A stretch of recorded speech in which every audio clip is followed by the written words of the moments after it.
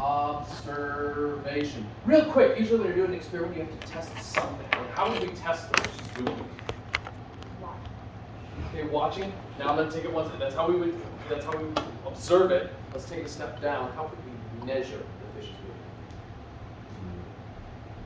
So there's watch it, but then how would you measure it? Like I said, watch how big this room is. I see it. If I said measure how big this room is, you would tell me, well, I'm gonna measure how many hand lengths it is, how many yards it is, how many inches it is, how many how many Scott Burrs laying down is it, right? So how would we, what are we gonna measure in our experiment? Maybe how quickly it grows up, or Okay. to what extent it grows. Super. Yeah, speed of movement. All right, so we can track a little bit, like how quickly does it move. We're gonna have a little clock. We're gonna see how quickly does it start to move. So speed of we'll put a little here, start. That's the speed of the start of movement. All right, we're gonna have a little stopwatch, and start, right? All right, now what? We're not done. We're testing. Does static electricity cause the fish to move? Well, you have to test it against a hand that's not static. See that? We gotta test it, right? We gotta have in science they call this a control group, right? The group that doesn't get the treatment. So I'm gonna put steps 4 through 5. Repeat with regular hand. All right? We did it. We came up with the test. Now we can actually do the test, right? There's some problems with our test. And this is okay, by the way. Every science test is going to have some problems. But there's a problem with this. What would someone who's poking holes in our experiment say? Well, you need to account for something else. One of the things that jumps out is the extremely small sample size. You just have one hand and one hand. So our steps are doing it once. That's a problem. Right? That's a problem. We didn't even say that we have to keep the hands the same. But we should, right? We should keep, that would be something that we would have to put, we keep the hands the same no matter what, right? Anything else that's a problem with our experiment? The environment that you're in. One more time? The environment that you're in. Sure, the environment that you're in is going to be the same environment that you're in, so I don't want to do it, oh, well, I did the static hand outside where it was cold, and I did the regular hand inside where it was warm, because maybe it's temperature, or maybe it's something else. By the way, what are some other ideas that it could be up on here besides the static? Yeah. Heat. So heat, The grooves in your hand. hand grooves, Wind. wind. We're just looking Maybe like at an AC. the inherent properties of the material. Does that make any sense? Properties of the material. Like, what if it's just something that just naturally like kind of folds up? And it's like, I don't know if that makes any sense. So yeah, so it could be nothing. Nothing must have been. Maybe it's I guess that is magic. okay. Yeah. Maybe it is magic. I mean, it says right on the package, fortune-telling miracle fish, right? Now here's my question. Right? I'm going somewhere with this. All right, it's not just playing with fish day. I'm going somewhere with this. The way that we would test every one of these, does this process change all that much? The details are going to change. But does the thinking stay the same? As in, okay, we need to make sure that we have a temperature of a hand that's warm and then one that's regular, and we need to keep the same environment. The rules governing this guy stay the same.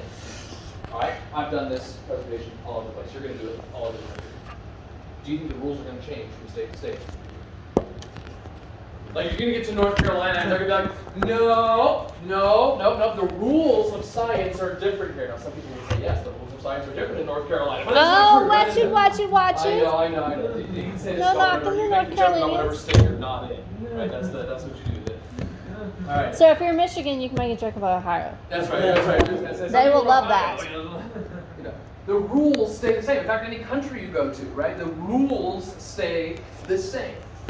So this little demonstration isn't about how fish moves. It's more about how does the process of figuring out how the fish work. Did you get that? It's not about how the fish works, it's about how the process for figuring out how the fish works. We're looking at the process. So here's the question for you. Maybe we came up with one of these things. Maybe it's your personality, static, temperature, it's mechanical rubbing of the particles, it's magic. How do you go about testing it? Well, I would like to submit to you that you have made some assumptions.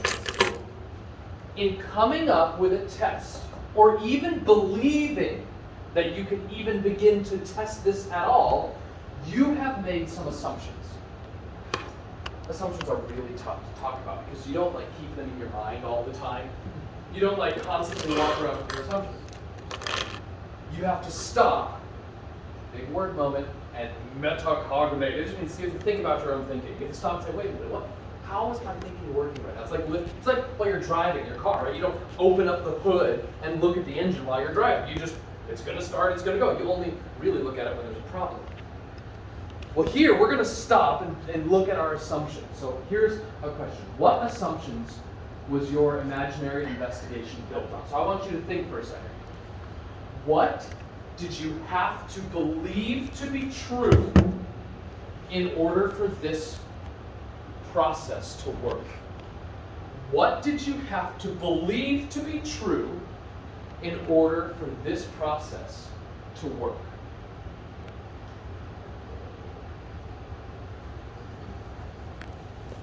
Think about that. What did you have to believe to be true in order to believe that the scientific process actually works?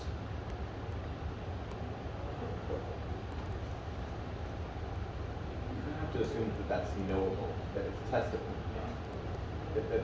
that a scientific hypothesis is a valid way to, that understanding is a thing, and that you can try to understand this from a scientific perspective and through scientific processes that are well established. Let's say things are knowable. Do you agree you have to believe things are knowable before you can attempt to know them? Otherwise, you're just doing something foolish. If I can't know this, why would you even do the process in the first place? But you all went right to a process which would everybody all across the world and all cultures would do to test it. Those rules haven't changed. You got to believe that things are knowable. What else do you have to believe? You have to believe that you can measure things. Let's take it. So before I have you kind of take a step down, you measure by looking at stuff, right? So do you have to believe that your eyes are telling you the truth? Yeah, you have to trust your powers of observation to an extent. You have to trust your senses. You have, right? You have to believe that your senses are telling you about reality if you're trying to figure out the reality about this fish. Anything else you have to believe? You kind of have to trust your own brain, because your own, so senses, we're kind of talking about empiricism a little bit, and then also kind of your rationality, that like I can actually think through this and make sense of this reality that I think I'm interacting with. You have to believe there are laws of logic that govern right thinking and wrong thinking. Otherwise, it wouldn't matter how you test it. Right? Like, if I were to tell you, actually, to test this fish, you take the fish, and it doesn't matter at all what you do. You can do literally anything you want and find the answer. You can say, no, that's not how the world works. You believe there is a way that it works, and that there's some governing law, some rules that break it and do not break it. I would even say you have to believe morality, that there is a way you should go about investigating the fish. Now, with the fish, it doesn't make a lot of sense. There's a way you should do it, but let's say I was a pharmaceutical company research scientist, and I was trying to come up with a cure. There is a way I should go about coming up with that cure that would be, you would say, morally wrong or morally dangerous if I was just, I don't really care so much about how I go about doing this, right? So there's assumptions we made. You believe, before you can do science, you believe your senses, you believe your memory is telling you, I saw the fish curl, so therefore it curled. But like a scientist who looks inside of a petri dish and says, oh yeah, that bacteria, there's 4 of them. When he comes over here and writes it down, he has to believe in this scientific process that what he saw reflects reality, and that his memory works. Today, in this little lesson, we're looking at why do we believe these are true? You get the core? It's not about the fish and the process of science. It's about the assumptions that you have to believe to be true before you can even believe science. All scientists believe these. They believe your senses are reliable. They believe your memory is reliable. They believe there are laws of logic. They believe in uniformity. What that means is, like, if I test the fish today, I can test it the exact same way tomorrow, and the next day, and the next day, and the next day, and I will get the same results. Unless, if I don't get the same results, it's not that the process changed, science didn't change, it's that I must have missed something. I can still use science to figure out what it was. And they believe in morality. So let's look at what these assumptions are pointing to. So everybody has these assumptions. You're not going to find people that argue with you that oh yeah, I don't believe that my senses are reliable. What do they point to? They point to you must have a way that you view the world. And what I'm here to tell you today is that the battle in science, you might sometimes think, oh, there's a battle between science and Christianity, or science versus the Bible. It's really not science versus the Bible. It's really not, when we think of science, it's really not a set of facts and figures. What's really underlying the way we do science is what you believe to be true first about the world around you. And what I'm going to try to show you here in a minute is that what you believe to be true is different from what someone with a non-biblical worldview would believe to be true. Maybe not so much what they believe to be true, but why they believe it. Let me explain. First, let's talk about what do I mean by what is a biblical worldview. What do you think? What's a biblical worldview? Or how about this? What is a worldview at all? It's like the most basic underlying assumptions that you have that you use to interpret everything else that you come into contact with. Assumptions you use to interpret the world around you. What's a worldview? That's great. Any other ideas to add to that? Worldview. That's pretty good. That's pretty good. So a biblical worldview that would just be then saying those assumptions that you use to interpret the world around you are ones that you got from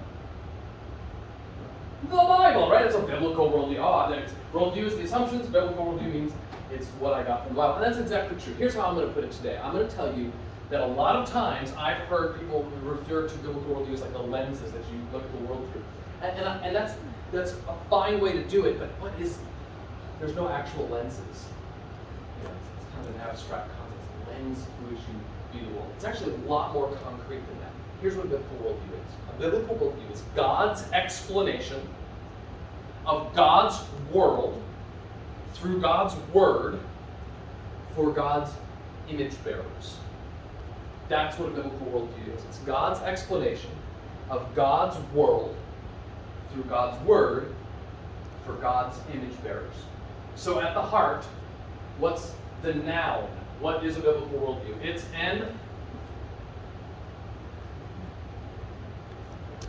an explanation. That's what a worldview is. It's an explanation. A biblical worldview is God's explanation. And we're actually kind of being very specific here. It's God's explanation, but not just like what you think God said to you one night in a vision. We're actually saying it's God's explanation through His word. We're going to put boundaries on it, so nobody needs to pick it's what is written in the Bible. We can even put here God's Bible. Now, here's what I like about this. You guys are Christians, right? You have a biblical worldview. I think you claim that. And if you don't, this is a great opportunity to just talk about that. Am I a Christian? Do I have a biblical worldview? Here's what a biblical worldview does. I love this. Watch, you can flip it around. A biblical worldview is God's explanation of God's world through God's word for God's image bearers, but you can flip it and say it like this. God's image bearers use God's word to interpret His word, His world, to align with His explanation. So that is what you as a Christian say, what does this mean, biblical worldview? What is it? Well, you can use God's word to explain His world and align with His explanation. Basically, a biblical worldview is thinking like God. You kind of think of it like that way. It's do I think like God? All right, so that's what a biblical worldview is. It's God's explanation. This is an apologetics team. We're here to defend this biblical worldview. How do you defend something like that? We're here to introduce you on how to defend this idea. Well, a lot of Christians, myself included, by the way, when I first started studying this, a lot of, when I was in 7th, 8th, 9th grade, man, I'll tell you what I loved. I loved, mic drop statistics. Like that my creationist teachers would tell me. They'd be like, there's not enough dust on the moon for billions of years. That's what they would do. I mean, it's essentially what we would do, right? They would be like, they found soft tissue in fossils that are supposed to be 1 million years old. And I was like, that's it, that's proof. All of the evolutionists in the world, all of the secularists, all of the non-believers, they will believe because of this data. We call that evidence-first defense. And it's a place that people love to go. Like, because evidence, oh man, science, yeah, it's strong. It's just like facts and figures.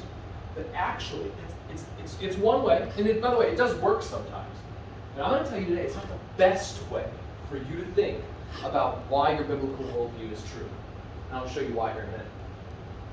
Evidence first, measurements, facts, data, graphs, charts, numbers. These are the things that make up an evidence-first approach. Let me show you this graph. Let me tell you this new statistic, this new fact, and it's going to prove beyond a shadow of a doubt that creation is the real way that the world was formed, and not evolution.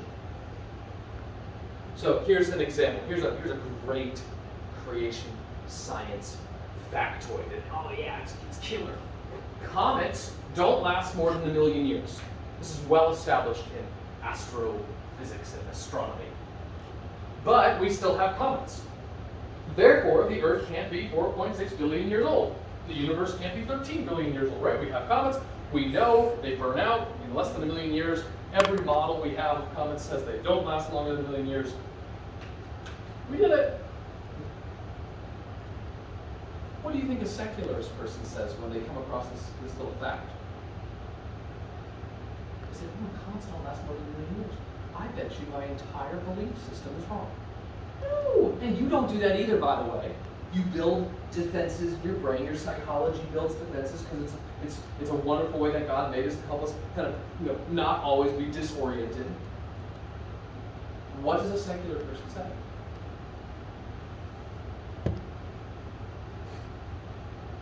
We're really bad at doing this for the secular people because you probably haven't been taught a lot of secular thinking. So pretend that you are not going to change on this. You believe the Earth is 4.6 billion years old. What would explain the fact that we have comets today? Something's making more comments. There's a comet-making machine somewhere, right? Somewhere where there's a comet-making machine. Does that make sense? Like, yeah, there's a comet. That is much easier for a secular thinking person to say than, oh yeah, my entire belief system is wrong. There must be a God. Way easier for them to say that. This is the exact problem with evidence first reasoning. If I show you a fact, you just come up with what we call a rescuing device. The rescuing device, by the way, for the secularists is called the Oort cloud. O-O-R-T. Oort cloud is this invisible, we can't detect it, cloud of asteroids on which pieces are breaking off and making new comets. It's a comet-making machine. And you would have, I've read it. I've literally read this in earth science textbooks in public high schools in South Carolina. They explain where the comets come from. They come from the Oort cloud. We've never seen it, but it must be there because there's comets and the Earth is. I mean, we laugh, but by the way, creationists have rescuing devices too. We look at the stars and we're like, oh yeah, there's a 13 billion light years away. That's like 13, like the speed that light travels right now. Yeah, that's really old. It's like 13 billion years old. Ooh, we do that. So we have rescuing devices. It's not wrong to have a rescuing device. It's why evidence first is not great. And I say all that, evidence first is not great. And the reason it's not great is because what we think of as science, when we use the word science, it gets like this big word and everybody attaches all these ideas to it, but they have different meanings. So, for example, here's a quote from a guy named David Bradbury. He says, "It would be foolish to try to disprove evolution as science by empirical standards, by testing it, if it's been established as science by some different second criteria of science." So, for example, evolution can't be tested because you can't go back 1 million years and actually test it and see no one was there, even according to secularists, right? So they must have a different way of determining that evolution is true. And if it's true, they look at what it is now, they have to assume that things happened way back when. This guy, David Bradbury, he was a secular evolutionist. He studied evolution, I forget which university, but he was thick into it. And when he started to see some of the gaps in evidence, he actually did change his mind. It's in a book called Persuaded by the Evidence. So it does happen, but it's just not the best way. And usually someone who's going to be persuaded by the evidence knows a lot of the evidence already, and they change their mind on their own. A better way to change your mind, or I believe, to defend, the Bible, is not with an evidence-first approach, but with a Bible-first approach. A Bible-first approach. This Bible-first approach is going to be the approach that the Bible actually recommends. So it says the fear of the Lord is the beginning of knowledge there in Proverbs, but fools despise wisdom and instruction. It doesn't say the fear of the Lord is begun by testing everything scientifically. It says the fear of the Lord is the beginning of knowledge. There are other passages that make this claim as well. Romans 1:18 through 23, which talks about the wrath of God is revealed from heaven against all ungodliness, because that which may be known of God is manifest in them. God hath showed it to them. The invisible things of him from the creation of the world are clearly seen. Colossians 2:8, beware lest any man spoil you through philosophy and vain deceit, after the tradition of men, after the rudiments of the world, and not after Christ. And in Colossians 2:3, it says that in Christ, in him, are hid all of the treasures of wisdom and knowledge. So we have multiple passages that point to God is the source of all knowledge. We've got Proverbs that says the fear of the Lord is the beginning of knowledge. We should start with this approach. In fact, we've seen Bible characters who have chosen different ways to approach this. So let's, for example, take Eve. Eve, of all people, should have had a biblical worldview. Spent a lot of time walking with God, in the garden with God. She was there right with God. Eve should have been able to think like God. But instead, when challenged, when the Satan, the Satan, this adversary comes and says, did God really say that? She decides, let's test it out, right? Let's try it. I'm going to believe what you say and test it out and see if it's right. As opposed to when we have Christ getting tempted. Do you remember what Christ did? Jesus gets tempted multiple times. What does he say? What does he say? It is written. It is written. The word. He appeals right back to the Bible. He used the Bible first. He didn't say, will you really make me? Really, Satan? You're going to turn the stone into if I turn the stone into bread, you're going to like elevate me, you're going to give me all the kingdoms of the world, and he tests it out. He didn't test it out. He says, I'm actually going to trust God first. Jesus followed a Bible first approach. And so should we. Now, I will hand up here. Stop! Wait!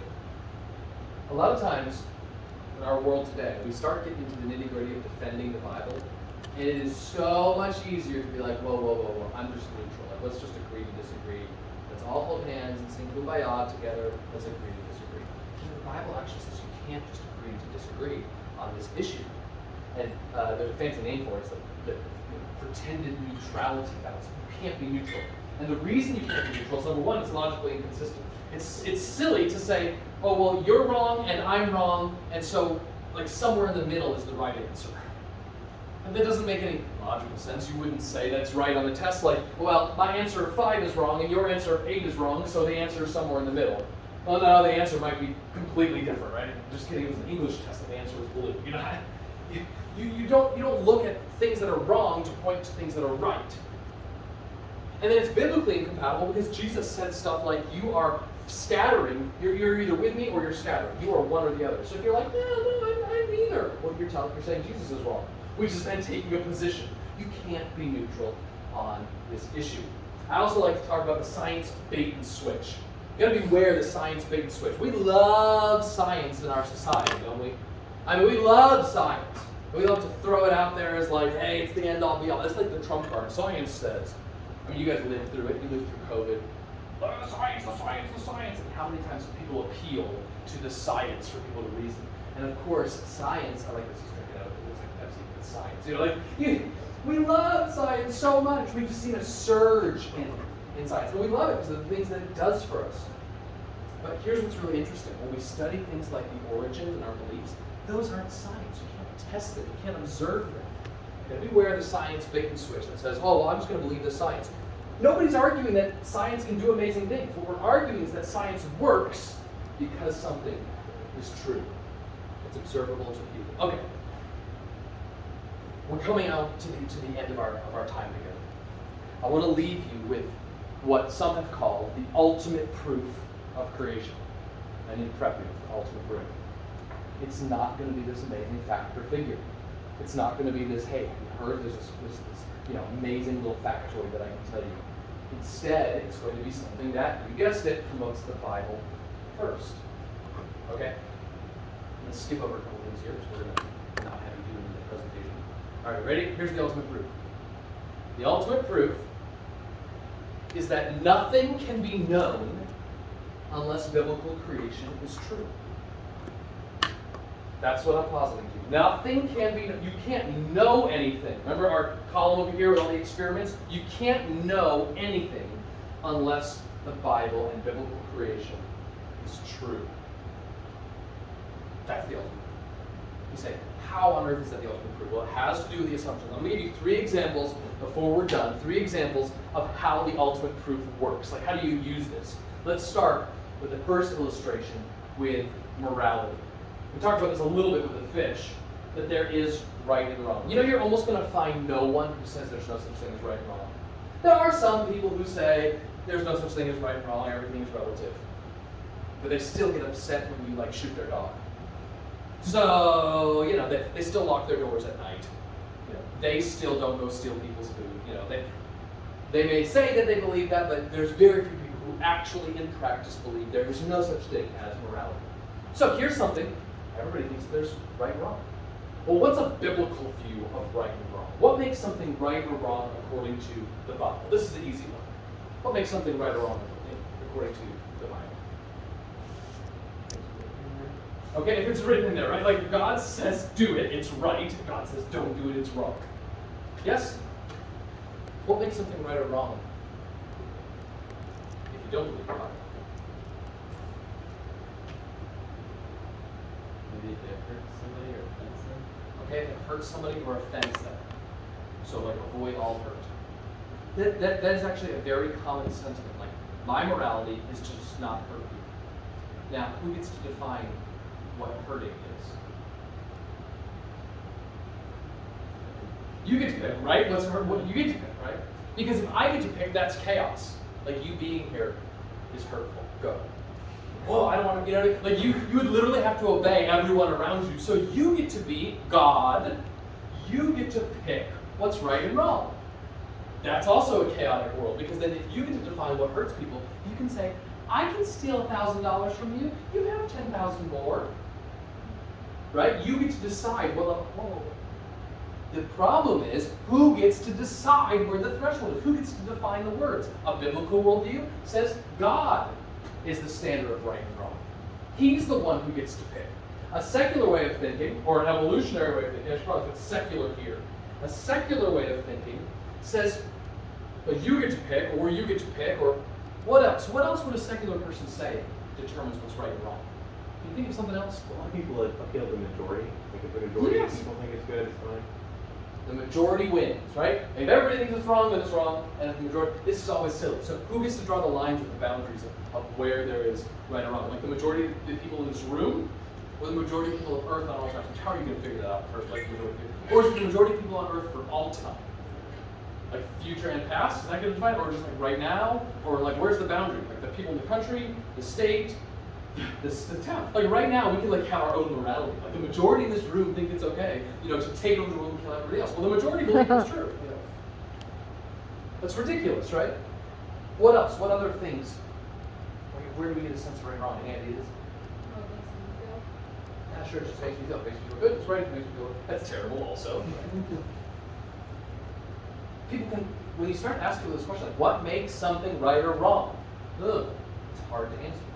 Ultimately, a secular, erudite, someone who's very academically inclined, might say, well, it's just the result of electrochemical reactions. We can explain morality with biology. You have morality because there was survival value with some ape-like man long ago. The ape-like men who reproduced were the ones who were kind to each other, and they shared their food. And all the ones who didn't share died. Ta-da! Morality. A lot of people struggle with it. Really? Really? Right and wrong is a random set of electrochemical reactions? If it's a random result of electrochemical reactions, why should I care about it? Why do I care at all about a random result of electrochemical reaction? I should. That's an illustration of how the ultimate proof works. Morality can't exist unless there's a standard, and it's got to be God's standard. Otherwise, it's some human picking a standard. Do you want some human picking your standard of right and wrong? I don't.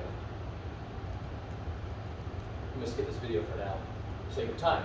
The laws of logic is another example of how the ultimate proof works. You're not going to find people who say laws of logic don't exist. They use logic all the time, right? If this, then that, right? They put their seatbelt on in their car because of logic, right? Like, if I'm in an accident, this will then save my life. Well, there's two different views on this. What is a creationist going to think? Well, a creationist is going to think that this is God's standard of thinking. It's his weaving the world with his wisdom, and you can't twist the fabric of that reality. It's God's way of thinking. What's a secularist going to think? A secularist is going to think it's the result of random electrochemical reactions, right? 8 men died off who didn't have logic, and the 8 men survived who did have logic. Biology can explain logic. Now, I put a little plug here because there are some other reasons people might say, well, people might say, oh, well, evolutionists, secularists, they still can reason. So you don't have to believe the Bible is true. Wait. I'm not saying you have to believe the Bible to use logic. I'm saying the Bible has to be true for logic to work. For there to be an idea of logic, there has to be some standard of thinking. No, I'm not saying that evolutionists they can reason because the Bible explains that it's true. They can reason because God's way of thinking is reasonable. Oh, maybe it's just human convention. It's just like the majority thing. Everybody agrees. Yeah, but if it's just a human convention, why do we have to teach kids to use logic? Like my 6-year-old is not logical all the time. Like I have to teach him, no, that's wrong. This is how it works. It's not a human convention. And also, if it was a human convention, why when we find like new isolated tribes of people, they still use the same laws of logic? They don't have like different laws of logic where, hey, if A can be true and B can be true at the same time. They have the same laws of logic. Survival value. Maybe logic is just a biology thing. We said this before. Why would you trust some random electrochemical reaction with the way that you go investigating the world? Maybe it's just a description of the universe. It's just how the universe works. Fine. Nobody's saying that it is not how the universe works. What we're saying is there has to be a reason for why it works. Maybe it's how the brain thinks. We know. It is how the brain, well, it isn't exactly how the brain thinks because we have to teach people how to be logicians, how to use logic. Well, they work. Once again, all of these are just arguments that, yes, they do work. Logic works, but why? Why does it work? It works because there's a standard of thinking. As soon as you get rid of the standard, everything falls apart. Last one, almost done. We're at 38 minutes. We're going to put it under 40. Uniformity. Things are the same yesterday as they are today when it comes to the physical universe. Albert Einstein lived 100 years ago. He wrote 100 years ago in his law of gravitational, his law of relativity, his theory of gravity. He totally changed the way people thought about gravity. He predicted a list of things. 100 years later, we have these gravitational wave detectors deep underground, spread out across the world. They picked up on gravitational waves that Einstein predicted 100 years later. That's amazing. Why is that amazing? Well, it's amazing to us because wow, there's some standard here. There's something amazing here. The future does reflect the past. He can look at all the data he had and make a prediction that came true 100 years after his death. A creationist says, God's orderly. He told us he was going to be the same yesterday, today, and forever. He told us that he was going to, that he upholds the universe by the word of his power, is what it says in Hebrews. God is orderly. So it makes sense. The world is orderly. The universe is orderly. He made it. A secularist, evolutionist would say, well, it's always been this way.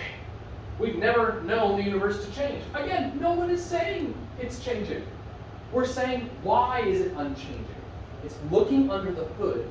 Why do we have morality? Why do we have logic? Why do we have uniformity? Why can we trust our senses and our memory? We can do it because nothing can be known unless the Bible is true. There is a standard. It's got to be God's standard. So, how do you go about talking about this with people? Now, okay, you're in high school. Maybe you're going to get a job someday. How do you go about talking about this with someone? Well, the Bible actually gives us insight into this. It first tells us to don't answer. It says, don't answer a fool according to his folly, lest thou also be like unto him. The Bible is telling us, be careful into thinking like the world, thinking like the fool. Listening to people who don't believe in God and saying, yeah, yeah, their evidence makes sense. Don't start there. You have to start with an assumption. You have to start with your belief. You can't start with the evidence. And that is totally against the world. I realize I'm saying something very unpopular in the world right now. They would say, follow the facts. I'm saying, pick a standard. Go ahead, evaluate all the standards of the world. You're going to find God's standard to be the one that upholds the most. Don't answer a fool according to his folly, lest thou also be like him. But the very next verse, love Proverbs, the very next verse says, answer a fool according to his folly, lest he be wise in his own conceit. The Bible isn't saying just be silent and don't ever talk to anybody, don't ever listen to what the world has to say. Instead, show the fool according to his own folly, aka with the ultimate proof, that he's not wise in his own conceit. For me, the easiest way to do this, my high school friends, the easiest way to do this is with morality. Just ask people, well, what do you think is right and wrong? Who gets to pay? And just keep asking. And eventually, people have to admit something. They either have to admit that they don't know, they have to admit that they are the standard of morality, or the majority, or some other thing is the ultimate standard of morality. That's really a key insight. Why do people feel a certain way? Or why do they think something's right or wrong? If we follow this approach, we're going to see that the Bible holds true, just as it always has for generations and generations. Now, the Bible tells us that we're going to have scoffers. 2 Peter 3, verses 3 through 8 says there's going to be scoffers in the last day, and they're going to say things like, the world has always been this way. That's what, paraphrasing there, but that's what it says. No, the world's always been this way. Ever since the beginning of the world, nothing's ever changed. Basically, there is no God. Everything's been this way for a long time. Well, we see people say that now? Of course we do. But we don't have to think that way. We don't have to be skewed by the scoffers. We can trust that we have an ultimate proof. And that ultimate proof is that nothing can be known unless biblical creation is true, and that's going to give us our firm foundation. How do we do? 47. 47. Ugh, I had 42, but Oh, wait. I'm sorry. 343. 44. Sorry. 44. All right. 30. I had 42 and a half. Yeah. So we're close. I think. Oh, sorry. I shouldn't interrupt. Go ahead, Matthew. Go for it. And tweaking a little bit just to make Yes, it more for us. yes. Like, for instance, we're not going to show the video with Batman yep. or Superman Yep. because we would have places that they would Yep, just. that would say And we it. don't really have time. Yep. Totally So, agree. but Matthew, what questions did you have? The one about the plug, Yep. is that necessary? You could cut it out for time. That's what I'm wondering. It is helpful, I think, to have it in there, but I do wonder. I like it. Actually, as I was doing it, it does kind of interrupt the pace. You're like, here's 3 examples, and then you do spend a little bit of time explaining the plug. So you could totally, that would be, of all of things to cut out, that's a good suggestion.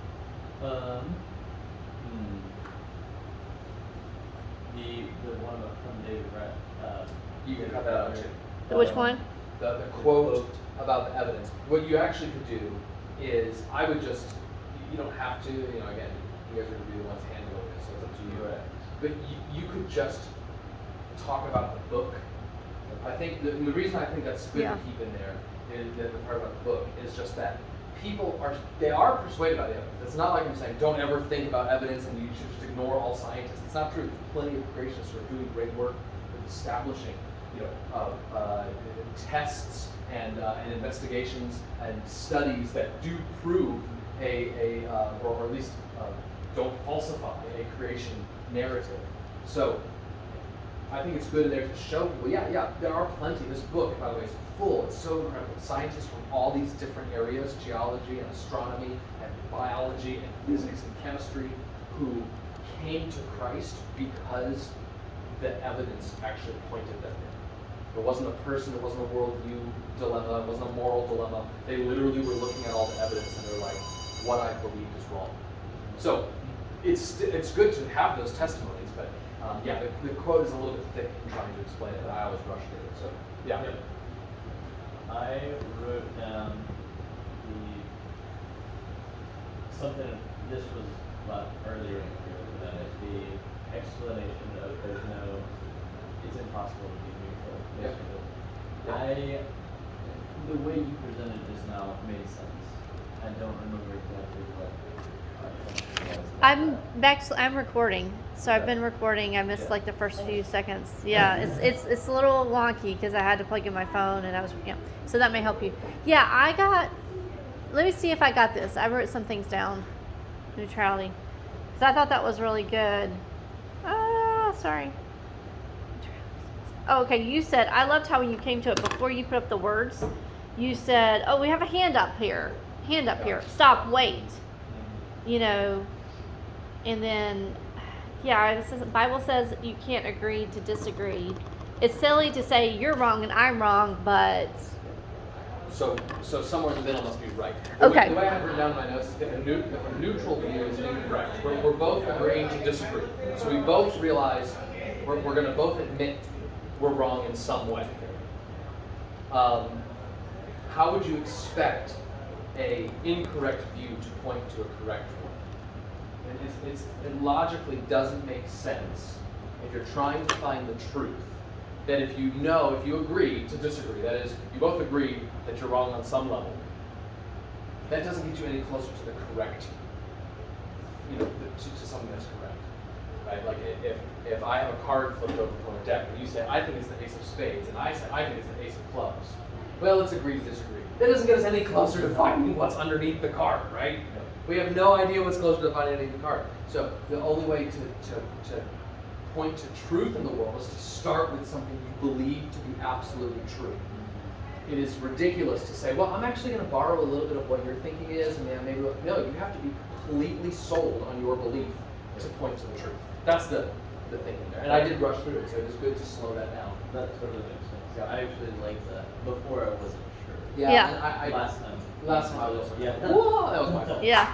The biblically incompatible thing, the verse there is Matthew 12:30. He that is not with me is against me. So like Jesus says that. If you're not with me, you're against me. So if you say, well, I'm neither with you or against you, you're saying Jesus is wrong.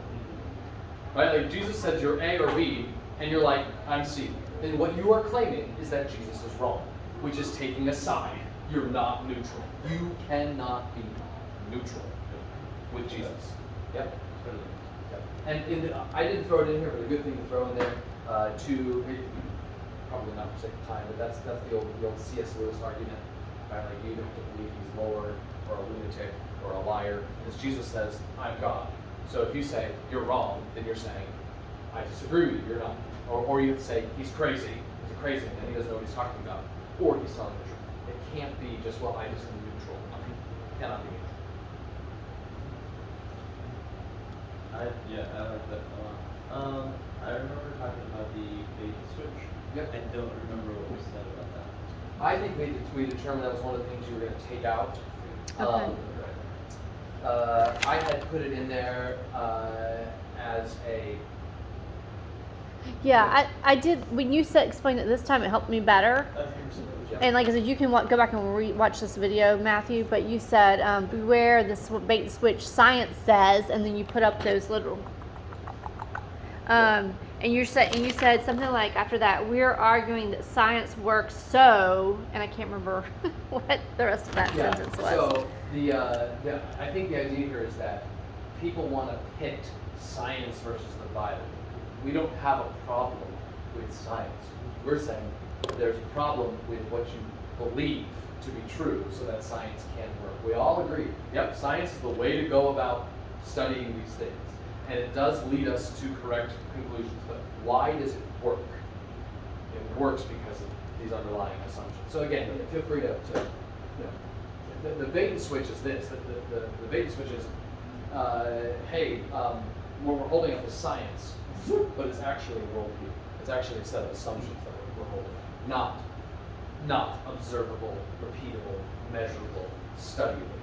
Right? You can't study and measure and repeat the origin of the world.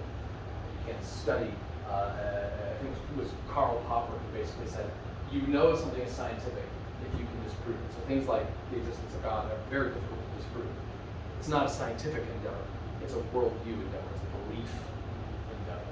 You're not going to look at the physical world and be able to prove or disprove any one particular God. And I think that pointing out that Pepsi can that says science, like that's like everybody else is science, but that's like, oh, this is science? No, that's a Pepsi. Yeah, that's true, you'd say. Yeah. I put others like you're drinking the Kool-Aid, like you know, like, this is it. So my question too for you But that you may figure it out. what happens that may help Matthew is how when you're in one slide and then you scroll down. So how do you go and you skip over? It's not like PowerPoint where I would How do hide you- a slide. How do Or you? Where I skipped over? Are you just pointing and clicking where you want to go on this?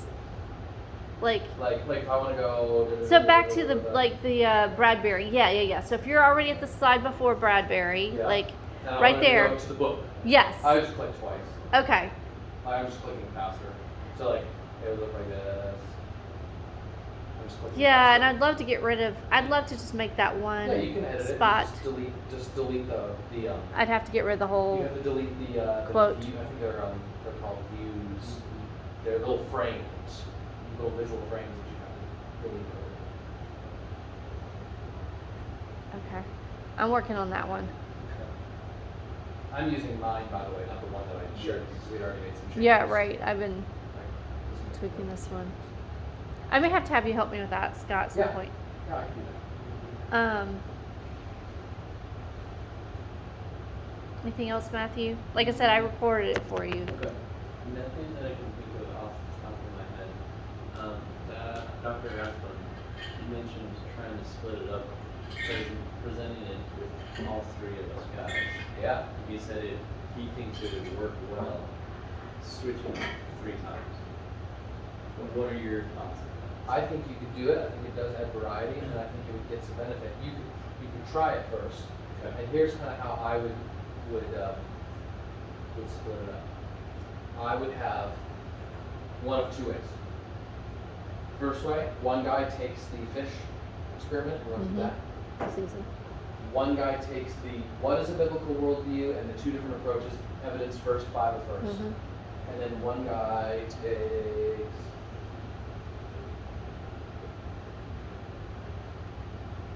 the Ultimate proof. ultimate proof and the 3 illustrations. Mhm.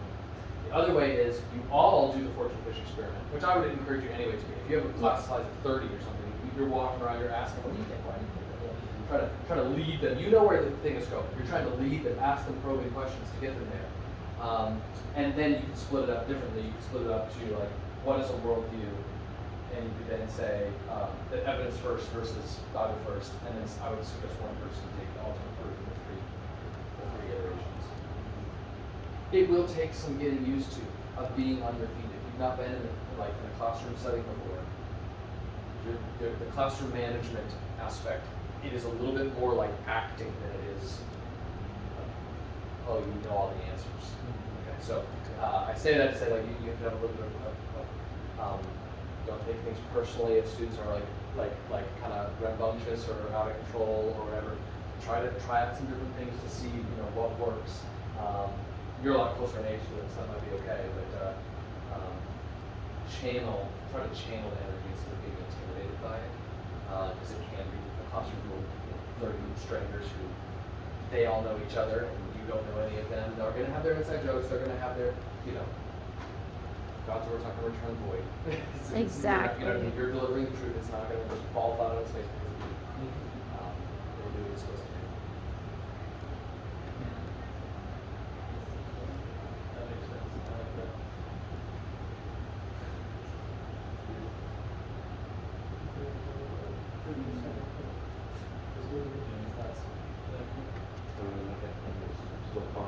Any thoughts? Yeah, I know. Yeah, you're still taking it in. I know, and it is a little bit talking about this on any level is a little bit. And so if you feel like I'm losing them, you might look out and you're like, I am losing them. It's okay to just rehash some of the same illustrations or come back to the fish and say like it's okay if you get across just one idea. Like it's okay to pare it down, and there's a little bit of that art of just kind of sensing, okay, this is too much. There is the book that this comes from, by the way, this line of thinking is called The Ultimate Proof of Creation by Jason Lotto. So I don't know if you might be able to find a PDF online, or you might be able to peruse some of it. He does it's a pretty accessible book.